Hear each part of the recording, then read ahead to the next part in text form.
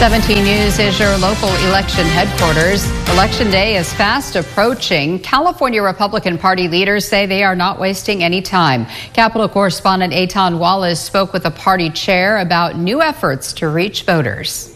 Knocking on doors and making phone calls and turning out the vote. That's exactly what California Republican Party Chair Jessica Milan Patterson says the state GOP has been doing and will continue to do to reach voters. Now less than 40 days until Election Day and just a week and a half until ballots go out in the mail to every registered voter in the state.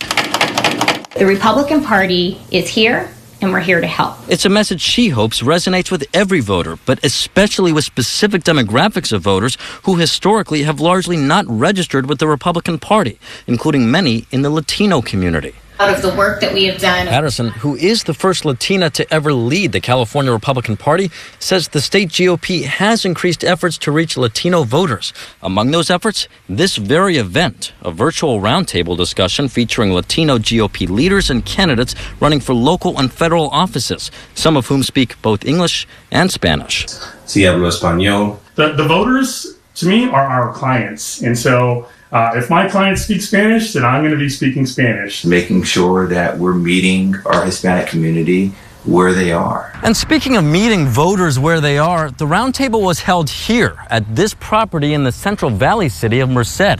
At first glance, it may look like an ordinary house, but it's actually what the party describes as one of its many community centers set up across the state. These aren't the typical campaign headquarters. We have everything from civics lessons to potlucks and language-specific phone banks. Efforts like that, according to Patterson, have helped the GOP make inroads statewide. In fact, voter registration numbers released by the state show between October 2023 and July of this year, California saw an increase in registered Republicans by nearly 200,000 voters. In that same time period, registered Democrats saw a decrease of more than 112,000 voters, and no party preference also ticked down by more than 64,000 voters. Patterson believes that could help candidates in a handful of close congressional races, including the race for California's 9th congressional district just south of Sacramento between incumbent Democrat Josh Harder and his challenger, Republican Stockton Mayor Kevin Lincoln.